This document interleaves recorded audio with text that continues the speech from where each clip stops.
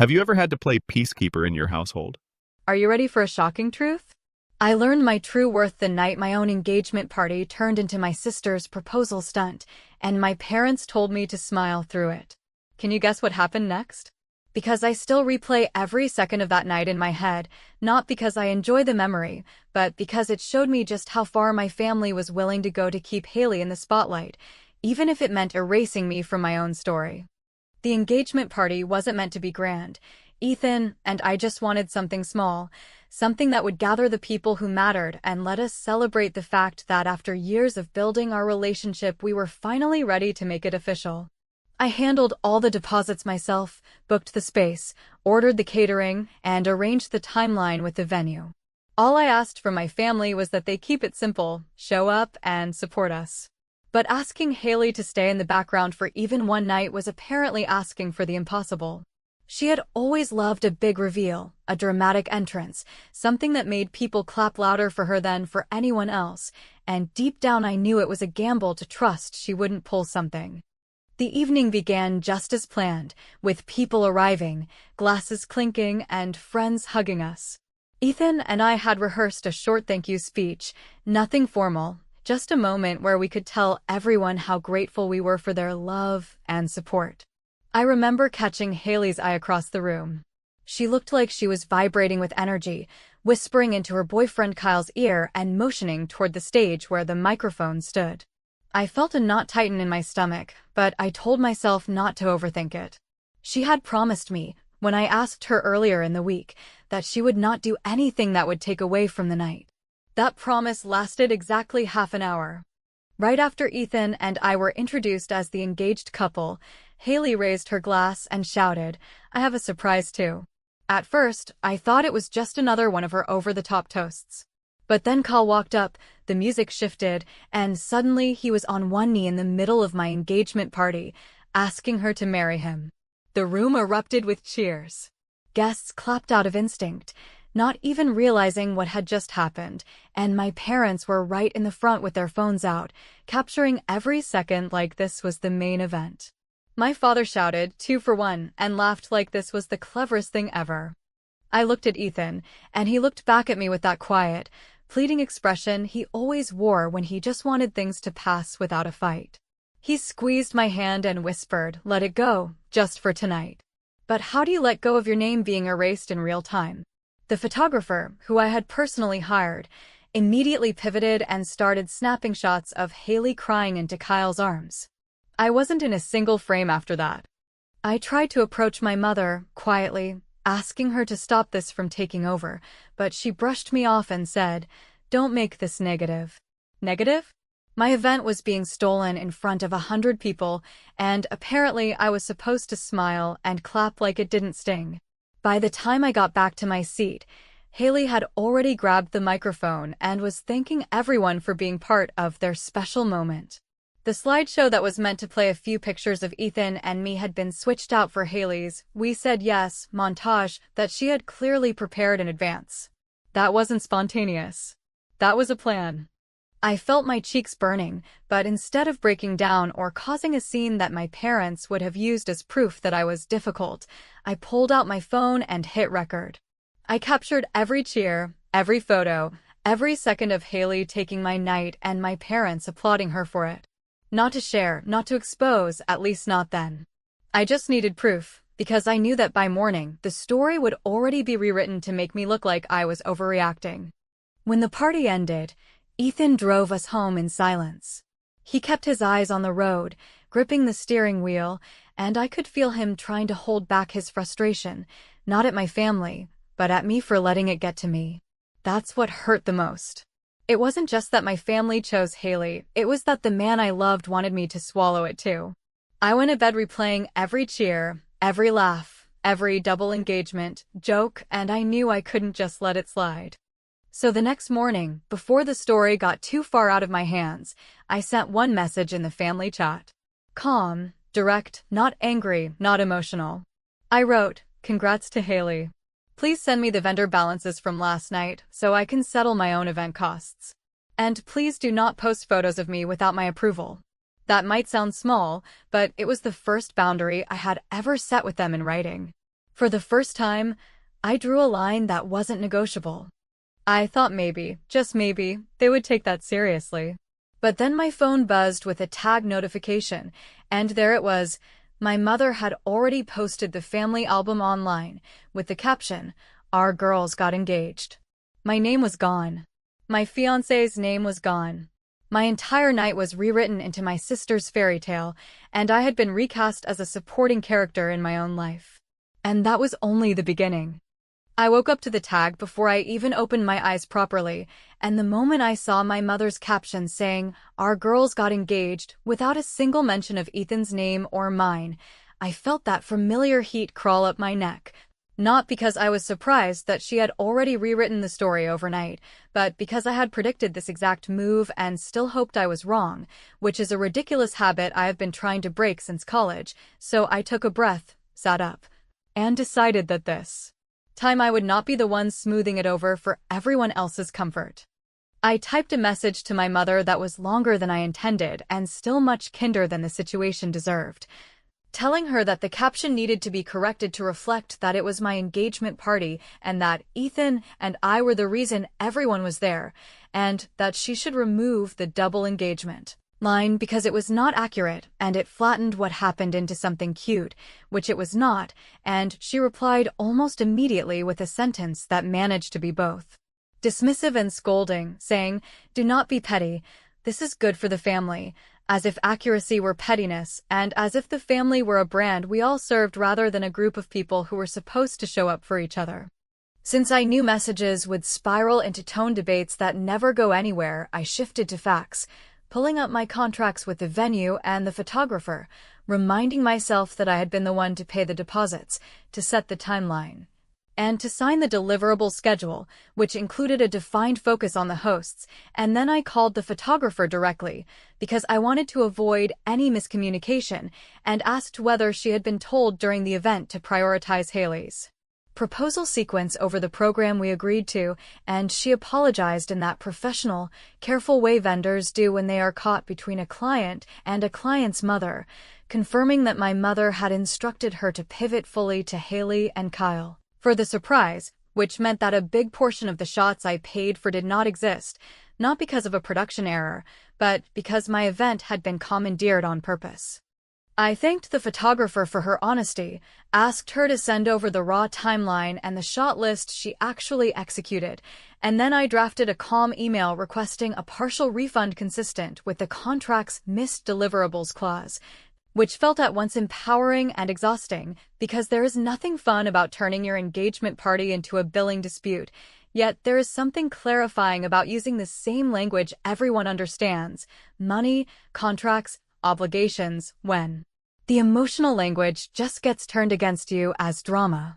Ethan watched me work through the details and told me he loved me and that he hated seeing me hurt, and I told him I appreciated that, but love without backup in moments like this just feels like a blanket over a fire alarm. So I needed him to stand next to me when I asked for corrections instead of standing in the doorway hoping the smoke would drift out, and he said he would try, which did not feel like a resounding yes, but it was not a no either. And I decided to accept that progress for the day. I posted a short statement on my own account, clear and neutral, saying that last night was my engagement party and that we were grateful for everyone who came to celebrate and that our wedding plans continued as scheduled, which was a line I chose deliberately because I wanted to plant a flag in the ground that could not be spun, and almost immediately my parents texted me that the post was divisive, which told me everything I needed to know about their priorities, because apparently the truth is divisive when it does not flatter the narrative they prefer to circulate. So I stopped explaining and started documenting.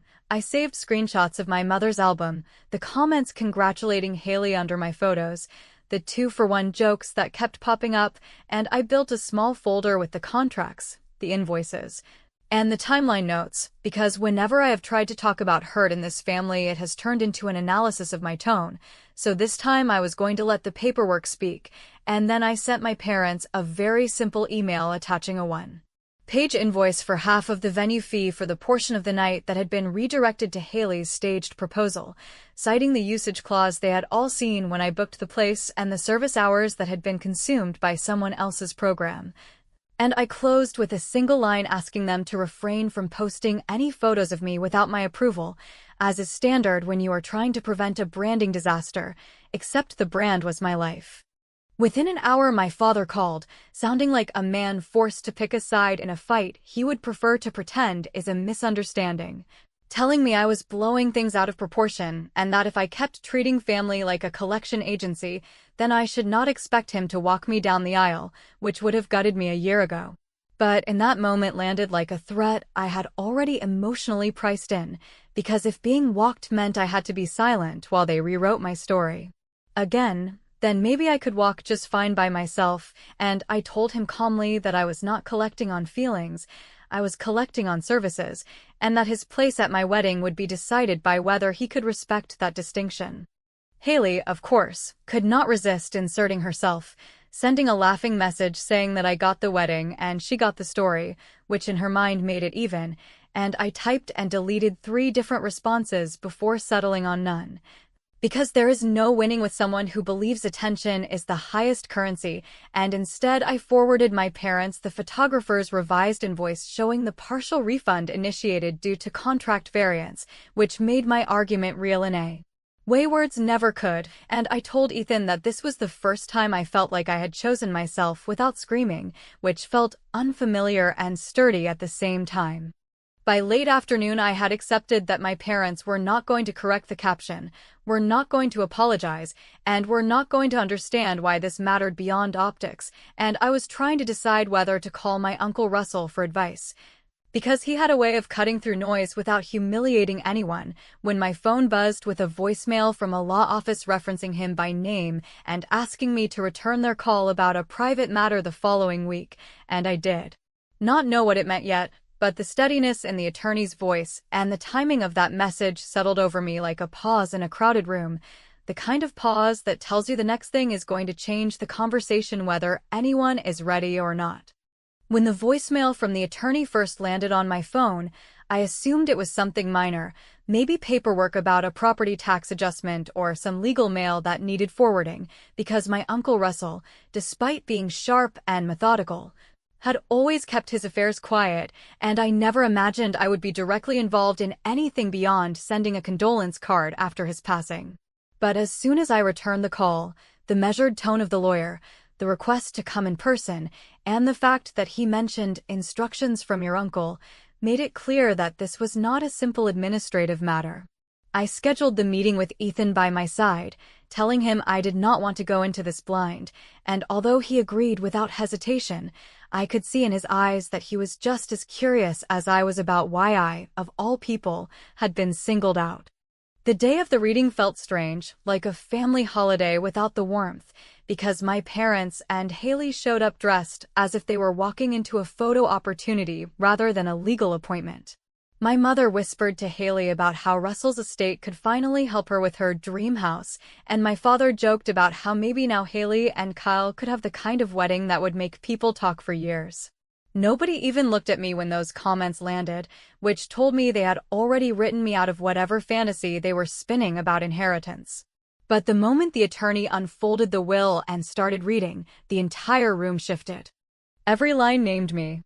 The property, the accounts, the securities, even the old cabin by the lake that Haley always bragged she would inherit because she spent summers there. It was all left to me, and not just left to me, but left with explicit wording that it was to me alone, with no shared ownership or obligation. My parents' faces tightened into something I cannot fully describe, a mix of shock and fury barely covered by forced smiles, and Haley muttered under her breath that this had to be some kind of mistake.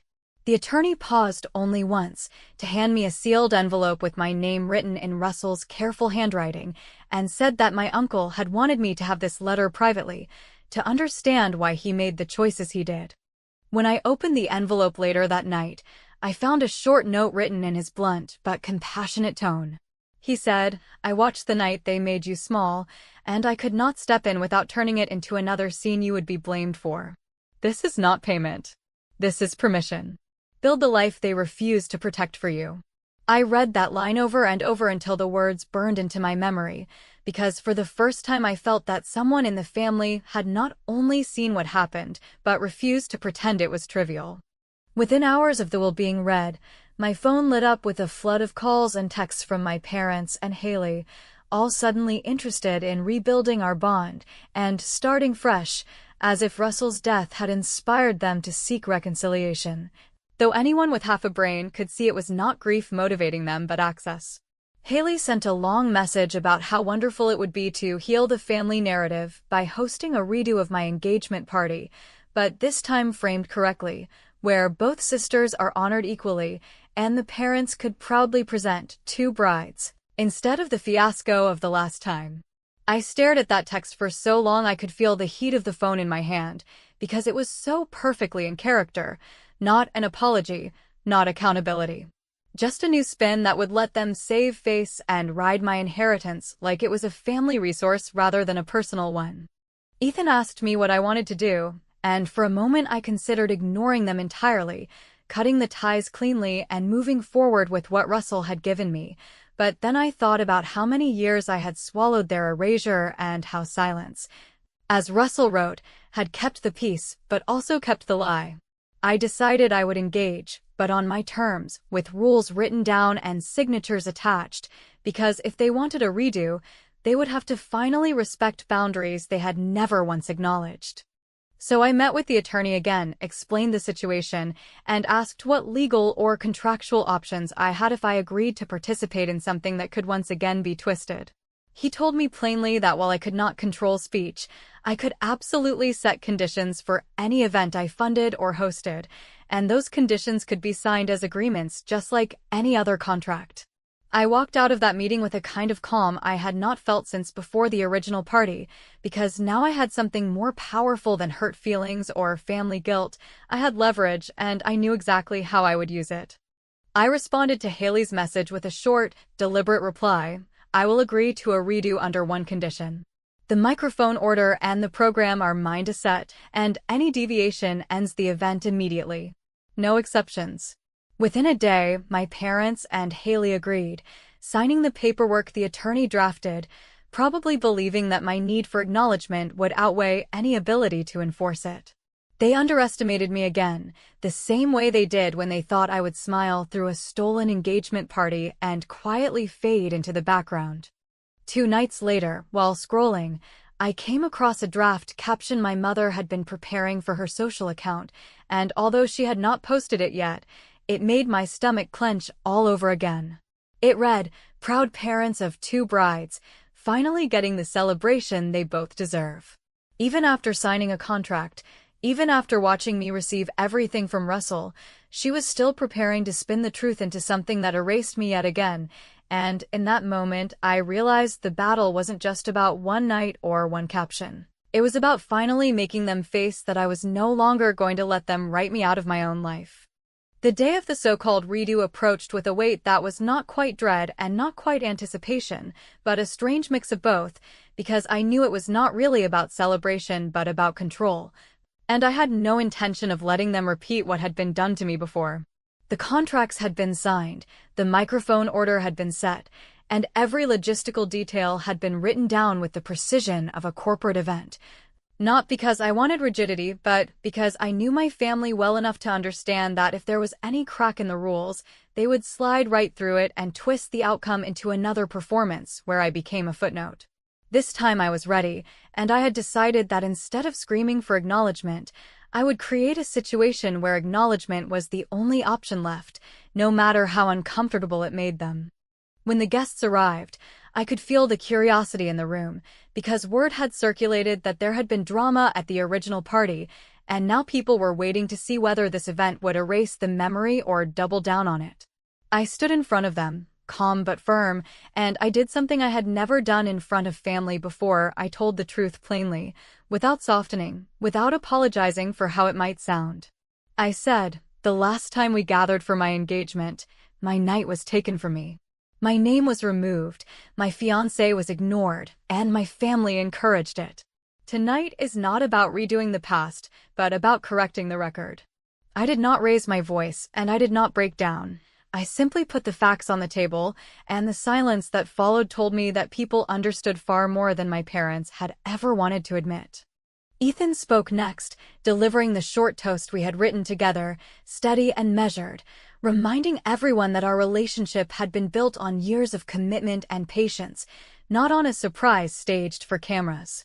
Then, following the program exactly as written, I invited Haley to the stage. She looked at me with that smirk she always wore when she believed she could charm her way out of accountability, but I handed her a small card and asked her to read it. The words on the card were simple: "I am sorry I took your night.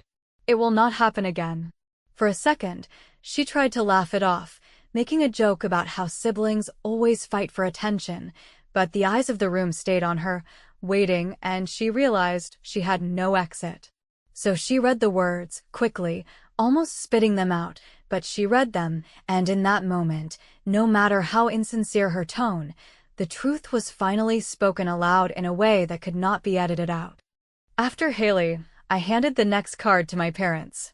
My mother hesitated, her hand trembling, but my father, perhaps realizing that refusing would make them look worse than admitting fault, cleared his throat and read, "We minimized our older daughter's feelings.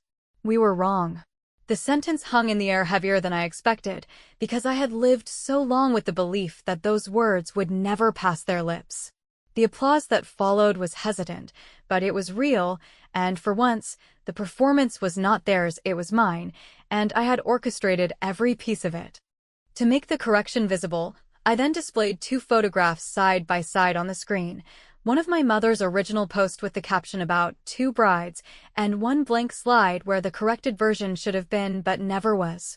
I did not insult them or lecture them. I simply showed the absence, the silence that had hurt more than any loud betrayal, and I let the audience connect the dots for themselves.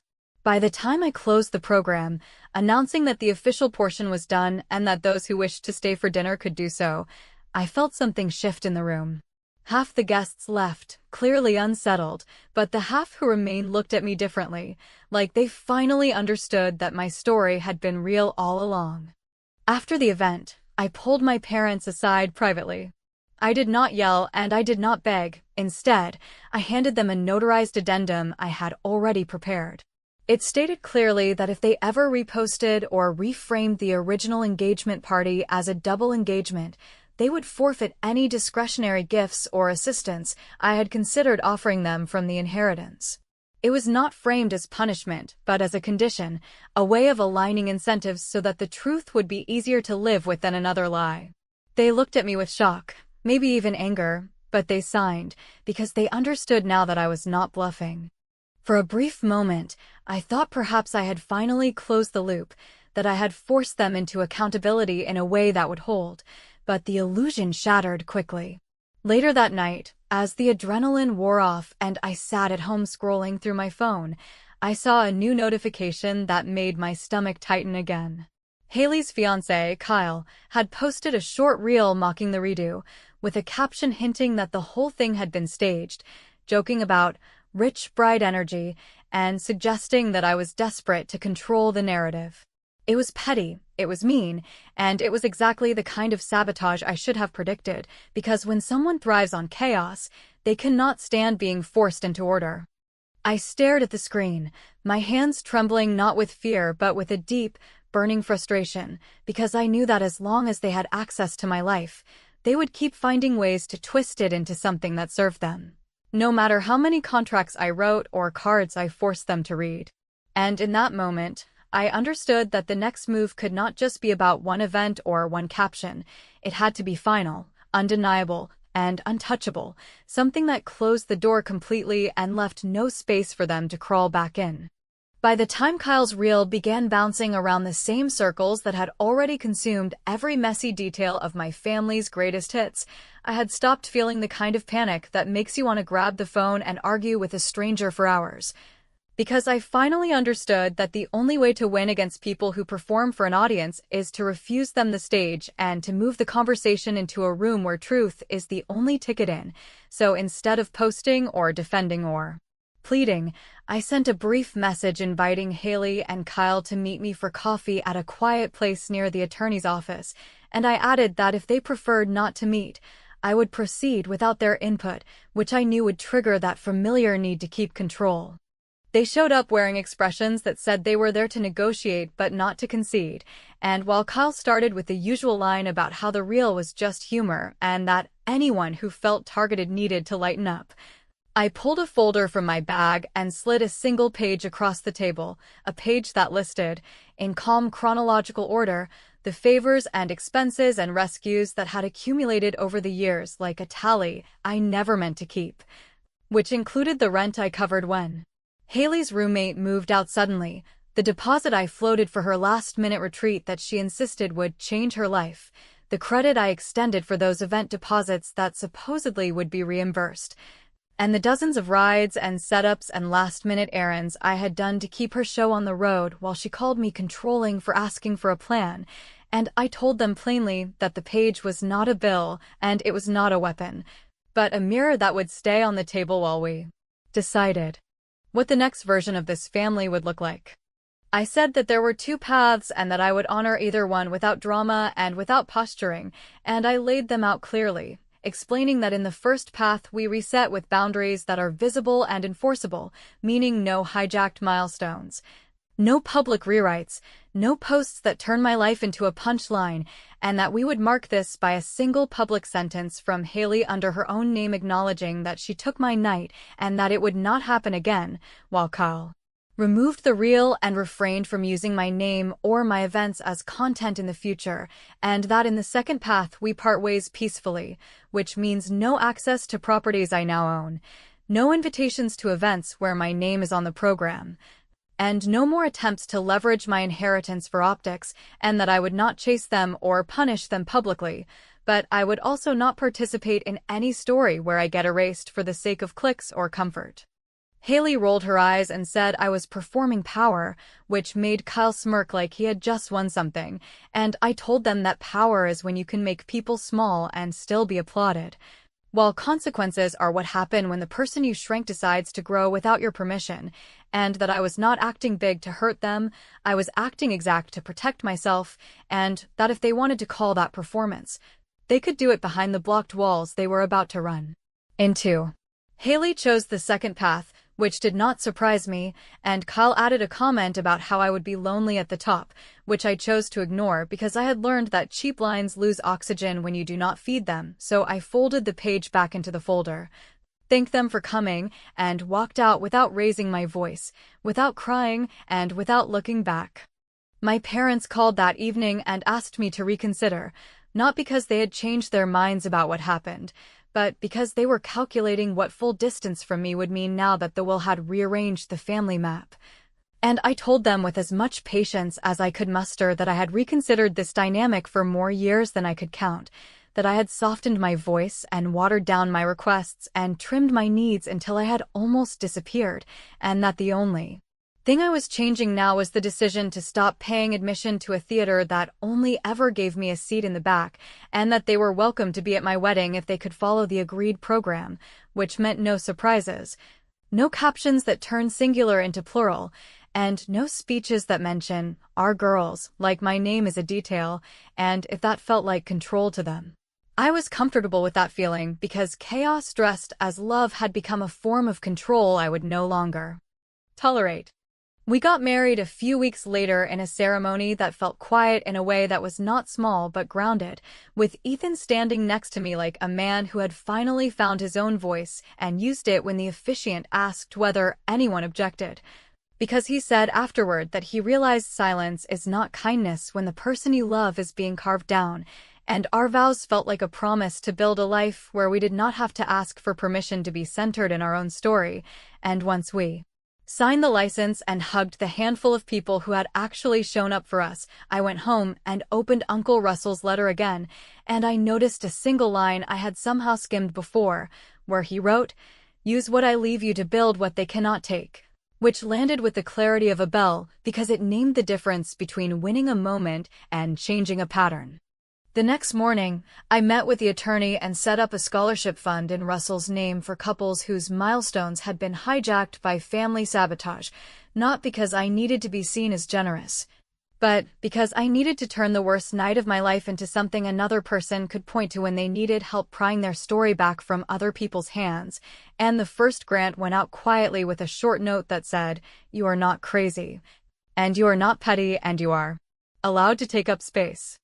Finally, I posted the only image from our vows that I wanted in the world, a single frame that showed nothing sensational, but everything essential, and I paired it with 3 plain sentences that said that we were married, that we were grateful, and that we were beginning our life on terms we wrote ourselves. And then I turned off the comments, because I wanted the words to stand without a chorus, and I ended the caption with one rule that replaces 100 tips, the same rule I wish I had learned years ago, which is that you do not argue with people who are performing for an audience. You simply close the curtain and take your bow somewhere they cannot reach.